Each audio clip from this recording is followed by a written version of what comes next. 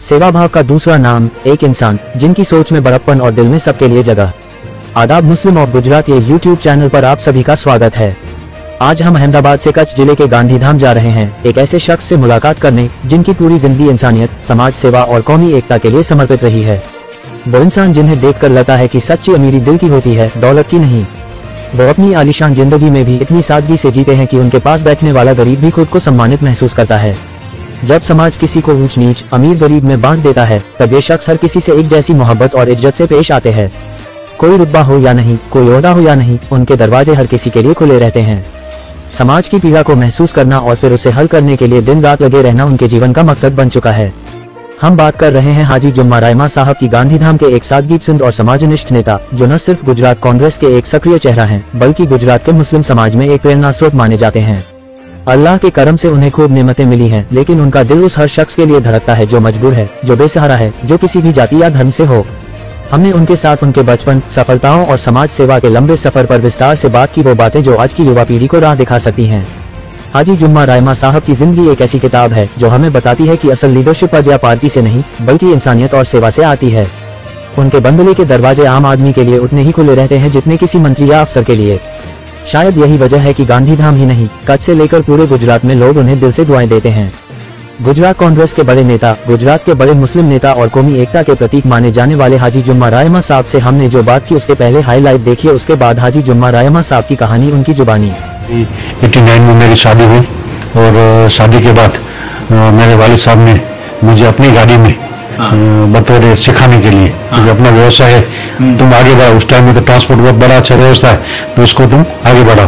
तो मैंने अपनी गाड़ी में खलासी की नौकरी की है 3 साल, बाकायदा जो क्लीनर बोलते हैं। उसके बाद गाड़ी सीखने के बाद, ड्राइविंग लेने के बाद, ड्राइविंग सीखने के बाद 3 साल तक मैंने अपनी गाड़ी चलाई है। उस गाड़ी का नंबर था 5977। आज भी मेरी छोटी गाड़ियां है, उसका नंबर मैं वही रखता हूँ, ताकि आप आदमी इनसे अपनी औकात में भूल सके और वो दिन याद आ सके। अभी जो भी गाड़ियां हैं सब वही नंबर की, वही नंबर की निस्बत से मैं वो गाड़ी का नंबर रखता हूँ।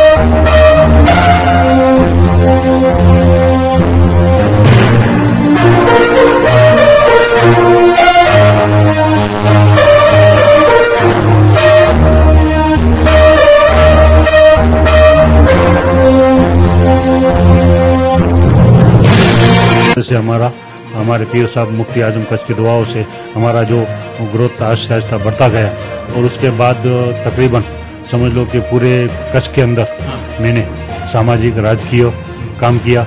समाज के अंदर कौमी एकता और भाईचारा, जैसे हमारा दूसरे समाज का, क्योंकि मेरे वालिद साहब जब इलेक्शन लड़ते थे तब हमारे सारे नॉन मुस्लिम भाई थे, हमको वोट देते थे, जिताते थे।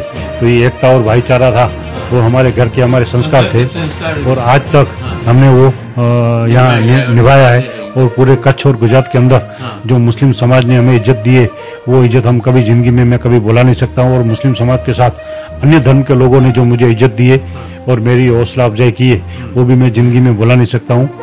ये हमारे सारे उस अवाम की मोहब्बत और लागनी की वजह से ही मैं आज यहाँ तक पहुँचा हूँ। आज मालिक ने मुझे बहुत कुछ दिया है, न कोई मेरा हरीफ है, न मैं किसी के साथ अपनी स्पर्धा करता हूँ। मैं अपनी सल्तनत का बादशाह हूँ, और अपनी सल्तनत कैसे रखना और अपनी सल्तनत अपना खेमना, लोग क्या बोलते हैं उससे मैं कोई किसी की परवाह नहीं करता हूँ, क्योंकि मैं जो करता हूँ वो अल्लाह की खातिर करता हूँ। और अल्लाह की नज़र में मैं अपने दिल को पूछता हूँ कि ये काम सही है कि ये काम गलत है। मैं कच्छ के लाकड़िया गांव का रहने वाला हूँ। मेरे दादा वहाँ लाकड़िया गांव के थे, और 1962 में वो हज करके आए थे बाय सी, यहाँ से जब हज के लिए जाते थे, जहाज में जाते थे। तो उस टाइम में मेरे दादा आज भी मेरे पास बम्बई गवर्नमेंट, जब बम्बई और गुजरात साथ में थे तब उसका गवर्नमेंट का पासपोर्ट वगैरह भी, डॉक्यूमेंट वगैरह भी उस टाइम के पढ़े। और मेरे दादा जो थे वो मालधारी थे, हमारे पास गाय और भैंसें थी। और वो मतलब कच्छ में पहले दुष्काल बहुत होता था, तो दुष्काल की वजह से वो क्या करते थे, गाय भैंस से लेकर जहाँ पर बारिश अच्छी है वहाँ मतलब इज्जत करते थे।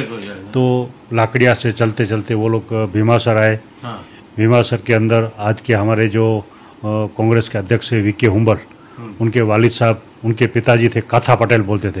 वीके हुंबल के वालिद साहब को कथा पटेल, उन्होंने हमें एक वहाँ जगह दी थी। वहाँ पर हम हमारी जो गायों भैंसों थे वहाँ रखे थी। वहाँ से चलते हम अतंजार गांव में भी बहुत टाइम रहे। और अतंजार से आते फिर यहाँ जो सुंदरपुरी विस्तार जो बोला जाता है, तभी वहाँ कोई बस्ती नहीं थी, पूरी ज़मीन खाली थी। वहाँ मेरे दादा ने आके वो बसाया और वहीं पर मेरे वालिद साहब भी गाय भैंस का काम करते थे, दूध दोते थे गायों पे और दूध बेचते थे और अपना गुजान चलाते थे। और आहिस्ता आहिस्ता फिर मेरे वालिद साहब ने लगभग समझ लो उनके 1979 में अपनी एक गाड़ी ली थी, ट्रक ली। हाँ, मेरा जन्म भी वहाँ 71 में हुआ, यहाँ पर गांधीधाम में। और मैं छोटा था। गांधीधाम का जो सुंदरपुरी स्लम एरिया है वहाँ पर मेरी 1 से लेकर 4 तक की पढ़ाई हुई है। और वहाँ से फिर मैं आगे जो शारदा मंदिर स्कूल में मैं 4, 5 और 6 चौपड़ी पढ़ा हूँ। उसके बाद गुजरात विद्यालय यहाँ पर है, वहाँ 8 और 9 चौपड़ी की पढ़ाई की है। घर के हालात थोड़े ऐसे थे, इसकी वजह से भी पढ़ाई छोड़नी भी पड़ी। और 79 में मेरे वालिद साहब ने एक ट्रक लिया खुद का, और वो ट्रक खुद चलाते थे। और वो खुद ट्रक चलाते थे और फिर हमने गाय भैंसों का जो थी वो हमने वो काम हमारा बंद किया और ट्रक चलाते थे मेरे चाचा और मेरे वालिद साहब दोनों। और आहिस्ता आहिस्ता वो काम के बढ़ाते। वैसे मैंने जाओ तो मैंने भी गाय भैंस चराई है, दूध भी दोया है। हाँ, मैंने भी मतलब बाकायदा गायों को लेकर जंगल में चराने जाता था। गाय की दवाई जो दूध बोलते करता था, दूध बेचने भी जाता था। तो ऐसे काम उस टाइम में मतलब शौक था कि हम लोग मतलब मेरे वालिद साहब का है तो उसमें हाथ बढ़ाए। और उसके बाद तकरीबन समझ लो उनके भाई 89 में मेरी शादी हुई। और शादी के बाद मेरे वालिद साहब ने मुझे अपनी गाड़ी में बतौर सिखाने के लिए, क्योंकि अपना व्यवसाय है, तुम आगे बढ़ाओ। उस टाइम में तो ट्रांसपोर्ट बहुत बड़ा अच्छा व्यवस्था है, तो इसको तुम आगे बढ़ाओ। तो मैंने अपनी गाड़ी में खलासी की नौकरी की है 3 साल, बाकायदा जो क्लीनर बोलते हैं। उसके बाद गाड़ी सीखने के बाद, ड्राइविंग लेने के बाद, ड्राइविंग सीखने के बाद 3 साल तक मैंने अपनी गाड़ी चलाई है। उस गाड़ी का नंबर था 5977। आज भी मेरी छोटी गाड़ियाँ हैं, उसका नंबर मैं वही रखता हूँ ताकि आप आदमी इनसे अपनी औकात न भूल सके और वो दिन याद आ सके। अभी जो भी गाड़ियां हैं सब वही नंबर की, वही नंबर की निस्बत से मैं वो गाड़ी का नंबर रखता हूँ। तो उसके बाद 92 के अंदर भारत पेट्रोलियम कॉरपोरेशन लिमिटेड में अंदर मैंने अपना खुद का एक ट्रांसपोर्ट का कॉन्ट्रैक्ट लिया। और उस टाइम में बिजनेस अच्छा था, तो आहिस्ता आहिस्ता काम को बढ़ाया और फिर गाड़ियाँ मैंने ज़्यादा बढ़ाई। और गाड़ियाँ ज़्यादा बढ़ाने के बाद मेरे वालिद साहब तो नगर पालिका के 79 से लेकर 81 से लेकर 97 तक नगर पालिका के काउंसलर थे। 5 टर्म काउंसलर थे। एक ही सीट के ऊपर 25 साल तक काउंसलर रहे। और उसमें मुस्लिम बस्ती सिर्फ 150 या 200 वोट थे, बाकी सब ज़्यादातर हमारे दलित भाई थे, अन्य समाज के भी लोग थे। सब ने मिलकर बहुत लागनी और मोहब्बत से इलेक्शन लड़ते थे। और इलेक्शन के अंदर हमारे सामने जब तक मेरे वालिद साहब थे तब तक कोई जीत नहीं पाया था। और उनके इंतकाल के बाद, जब उनका इंतकाल हुआ, तब भी वो नगर पालिका में चालू काउंसिलर सिटिंग कॉर्पोरेटर थे। उसके बाद बाई इलेक्शन हुआ। तो बाई इलेक्शन के अंदर उस टाइम में पब्लिक कांग्रेस पार्टी ने ऐसा लगा कि भाई हमें दूसरा कोई उम्मीदवार खड़ा करना चाहिए। तो मुझे इच्छा भी नहीं थी खड़ा रहने की, लेकिन वहाँ की जो आवाम है, पब्लिक है, वो हमारे घर पे आई और मेरे को ज़बरदस्ती उसमें खड़ा किया।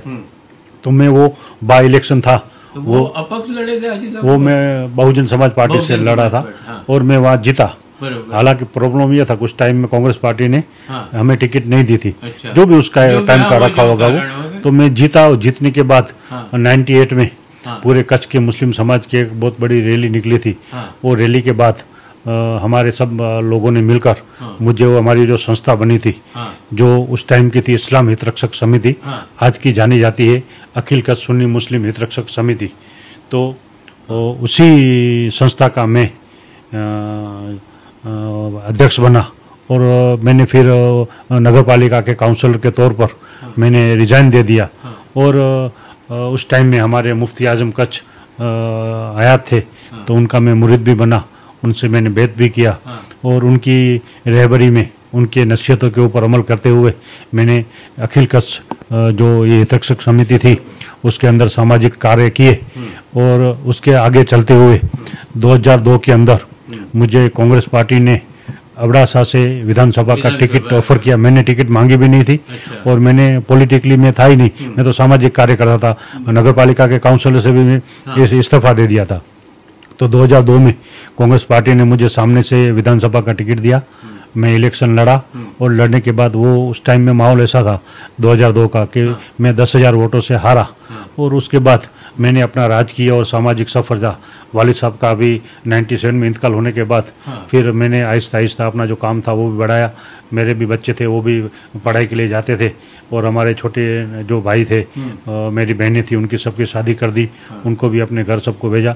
और अच्छी तरह से हमारे पीर साहब मुफ्ती आजम कच्छ की दुआओं से हमारा जो ग्रोथ था आहिस्ता आहिस्ता बढ़ता गया।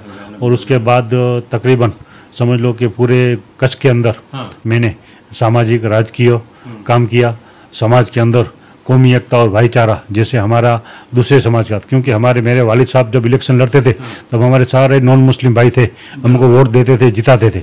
तो ये एकता और भाईचारा था, वो हमारे घर के हमारे संस्कार थे और आज तक हमने वो यहाँ निभाया है। और पूरे कच्छ और गुजरात के अंदर जो मुस्लिम समाज ने हमें इज्जत दी है, वो इज्जत हम कभी जिंदगी में मैं कभी भुला नहीं सकता हूँ। और मुस्लिम समाज के साथ अन्य धर्म के लोगों ने जो मुझे इज्जत दी है और मेरी हौसला अफजाई की है, वो भी मैं जिंदगी में भुला नहीं सकता हूँ। ये हमारे सारे उस अवाम की मोहब्बत और लागनी की वजह से ही मैं आज यहाँ तक पहुँचा हूँ। आज मालिक ने मुझे बहुत कुछ दिया है। मेरे 3 बेटे हैं जो अपना बिजनेस कर रहे हैं और लास्ट 10 साल से मैं तकरीबन ऑफिस में भी कभी कभार ऑफिस पे जाता हूँ, कुछ खाली आधा घंटा 1 घंटा दे बैठने के लिए, बाकी पूरा मेरा जो बिजनेस है वो मेरे बेटे देख रहे हैं। और मैं आज भी तकरीबन लास्ट 10 साल से आप देख रहे होंगे कि मेरा सोशल अकाउंट के ऊपर मेरा प्रोग्राम आता होगा कि डेली 300, 350, 400 किलोमीटर मेरी रनिंग। अली साहब, ये इतना आपका फिरने का थकान के ये कुछ महसूस नहीं होता कि मैं व्हाट्सएप आप जो ग्रुप में, मैं वो ही ग्रुपों में हूँ, तो वो जहाँ 2-1 रोज जाते आपका आता है आज न मारो आप प्रवास, तो इतना ट्रैवलिंग होता है तो घर में के कोई बोलता करता नहीं है बेटे के। ये मुझे सबसे पहले तो मुझे अपने परिवार का बहुत सपोर्ट मिला है, खास तौर पर मेरी माँ की दुआ और मेरी जो वाइफ है उसका साथ कि मैं रात को 2 बजे भी घर पे आऊँ तो 2 बजे भी मेरी वाइफ और मेरा पूरा परिवार मेरे लिए मतलब जागते हुए, और सुबह 6 बजे निकलूं तो मुझे टाइम पर जाने के लिए कभी आज तक मुझे कहीं पूछा नहीं है कि तुम कहाँ जाते हो और कब आओगे और क्या करते हो। हालांकि कभी न जाऊं तो मेरे बच्चे भी पूछते हैं कि पापा ये काम है जरा करके आओ, किसी का कर दो। तो अल्हम्दुलिल्लाह बच्चे भी मतलब मुझे सपोर्ट करते हैं, मेरी वाइफ का भी पूरा सपोर्ट रहा है और मेरी माँ की दुआओं के सदके में आज तक वो सिलसिला चालू है। पूरे कच्छ, गुजरात, राजस्थान, काठियावाड़ के अंदर मैं अपने खर्चे पे जाता हूँ। लोग मुझे प्यार मोहब्बत से वहाँ as a chief guest, as a अध्यक्ष स्थान बुलाते भी है संस्था के अंदर। और मैं उस संस्था के अंदर जहाँ भी जाता हूँ उस संस्था के अंदर अपनी तरफ से कुछ न कुछ उस संस्था को मदद करके मैं आता हूँ। और मेरे बच्चे भी खुश होते हैं कि भाई आप अल्लाह ताला ने हमें जो इस मकाम पर पहुँचाया है तो हमारे समाज के लिए, हमारे जो लोग हैं उनके लिए भी, उनका भी हमारे ऊपर एक कर्ज है कि भी हम उनको कैसे हेल्प कर सके, तो उसी नीयत से हेल्प करते हैं। और ख़ास तौर पे तो मेरे पीर मुर्शिद सईद हाजी अहमद साहब बाबा की दुआएं रही, उनकी प्रेरणा भी रही और उनकी नसीहतें भी रही कि लोग चाहे कुछ भी बोले, तुम कभी अपना रास्ता मत छोड़ना और जहाँ हो सके तब खिदमत खल्क करना। और कुरान शरीफ में भी अल्लाह ताला ने दिया है कि भाई एक तो तुम मालिक का हक अदा करो और दूसरा मालिक के पैदा किए हुए लोगों का हक अदा करो। तो अल्हम्दुलिल्लाह मेरे दादा भी वो 1962 में हज करके आए थे। उस टाइम में भी हम लोग हज करने गए थे तो हमारी पोजीशन बहुत अच्छी थी। और उसके बाद भले गाय वैसे का व्यवस्था, लेकिन हम लोगों को उस टाइम में भी मेरे दादा मदद करते थे। मेरे वालिद साहब ने भी अपनी जिंदगी पूरी 25 साल तक कॉर्पोरेट रहना कोई छोटी बात नहीं है, तो लोगों को प्यार और मोहब्बत मिलती थी। यहाँ तक कि मेरे घर के अंदर 5 भैंसों का दूध और मेरे घर के अंदर पर मंथ 100 किलो चीनी चाहिए थी लोगों को चाय पिलाने के लिए। इतनी चीनी मतलब शक्कर यूज होती थी, इतनी लोग आते जाते थे मेरे वालिद साहब के पास। तो अल्हम्दुलिल्लाह आज भी वो सिलसिला चालू है। आज भी हमारे घर पे हमने आज तक कभी घर पे अकेला खाना नहीं खाया है, कोई ना कोई मेहमान तो होता ही है। नहीं, वो हाजी साहब आपके जो फोटोग्राफ आते हैं जब यहाँ आप गांधीधाम में होते हैं तो 5-10 तो गेस्ट होते ही हैं आपके घर। तो अल्हम्दुलिल्लाह ये हमारा सिलसिला है, हमारे दादा के टाइम से चल रहा है और हम मालिक से दुआ करते हैं कि हमारे पीर व मुर्शिद सैयद हाजी अहमद साहब की दुआओं से ये सिलसिला मेरे में भी तो है और हमारे बच्चों में भी कायम रहे और हमसे जो हो सके वो सिर्फ और सिर्फ अल्लाह और उसके रसूल की खातिर लोगों की हेल्प करे। लोगों से कोई उम्मीद नहीं है, कोई अपेक्षा नहीं है। हम जो भी काम करते नियत मालिक और अल्लाह जानता है। तो मेरी नियत अगर सही होए तो अल्लाह ताला उसका बदला हमें दुनिया में भी देवे और आखिरत में भी देवे। और हमारा जो काम है जहाँ तक रही ज़िंदगी ने साथ दिया, तबीयत ने साथ दिया, तब तक करते रहेंगे। आज भी सुबह में 8-9 बजे 10 मेरा प्रोग्राम होता है तो निकलता हूँ और लोग जहाँ भी बुलाते, ऐसा नहीं है कि कोई छोटा आदमी बुलावे तो उसका प्रोग्राम हो और मुझे कोई बड़े प्रोग्राम का ऑफर आवे तो मैंने कभी ये चेंज नहीं किया है। वो छोटे इंसान के पास पहले जाऊँगा और बड़े प्रोग्राम में बाद में जाऊँगा। तो मेरा जो नियम है, मेरा जो शेड्यूल है वो हमेशा उसमें मैं कभी कोई फेरफार नहीं करता हूँ। और वक्त पे जाने की मेरी हमेशा आदत है कि किसी ने मुझे 11 बजे बुलाया तो मैं 11 बजे वहाँ पहुँच जाऊँगा, लोग आए कि ना आए। और वक्त के ऊपर मैं अपना प्रोग्राम वहाँ हाजिरी दे के अपना निकल जाता हूँ। जहाँ तक हो सके मैंने आज तक कोई प्रोग्राम ना तो कैंसिल किया है और मैंने टेलीफोन के ऊपर अगर मुझे समझ लो कोई इन्विटेशन देने आता है तो मैं उसको मना बोलता हूँ कि भाई आप मेरे पास धक्का मत खाइए, मुझे तारीख लिखा दीजिए और व्हाट्सएप कर दीजिए। अगर मेरे पास टाइम होगा, अगर मैंने उनसे वादा कर लिया है तो मैं वो वक्त और टाइम के ऊपर वहाँ पहुँच जाता हूँ। न कोई मेरा हरीफ है, न मैं किसी के साथ अपनी स्पर्धा करता हूँ। मैं अपनी सल्तनत का बादशाह हूँ और अपनी सल्तनत कैसे रखना और अपनी सल्तनत अपना खेमना, लोग क्या बोलते हैं उससे मैं कोई किसी की परवाह नहीं करता हूँ। क्योंकि मैं जो करता हूँ वो अल्लाह की खातिर करता हूँ और अल्लाह की नज़र में मैं अपने दिल को पूछता हूँ कि ये काम सही है कि ये काम गलत है। लोगों तो क्या है कि मैं क्या बोलता हूँ, मैं क्या करता हूँ उसका जिम्मेदार मैं हूँ, लेकिन लोग क्या समझते हैं उसका जिम्मेदार मैं नहीं। कई लोगों ने अपनी अक्ल और अपने म्यार के हिसाब से कुछ लोग पर्दे के पीछे गालियाँ भी देते हैं, बकवास भी करते हैं, लेकिन उनकी परवाह नहीं करते हैं। क्योंकि जो लोग जिसके पास जो होगा वो देंगे। मेरे पास लोगों को देने के लिए इज्जत है, मोहब्बत है, लागनी है, तो मैं लोगों को इज्जत मोहब्बत और लागनी देता हूँ। उनके पास जो है वो मैं ले लेता हूँ। अगर मुझे अच्छा लगता है तो मैं अपने पास उसका संग्रह कर लेता हूँ, नहीं लगता है तो उनसे पास लेके कहीं डिब्बे में डाल देता हूँ। तू जाने, तेरा काम जाने।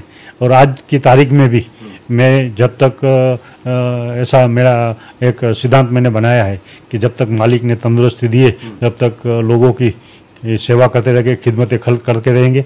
और हमारे समाज का भी बहुत बड़ा हमारा फ़र्ज़ है कि अल्लाह ताला ने हमें जो ताकत और जो क़ुव्वत दी है तो हमें हमारे समाज के लिए, एजुकेशन के लिए, आरोग्य के लिए या दूसरे बहुत सारे काम है उसके लिए हमें करना चाहिए।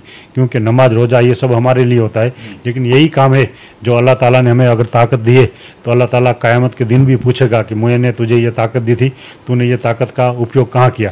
तो अल्हम्दुलिल्लाह अल्लाह की बारगाह में जाके हम कहीं शर्मिंदा न होए और हम जो भी हमारे जो टूटी फूटा ये जो काम होता है, बस यही उम्मीद है कि अल्लाह ताला कबूल करे और हमारी बख्शिश का जरिया बनाए। शुक्रिया।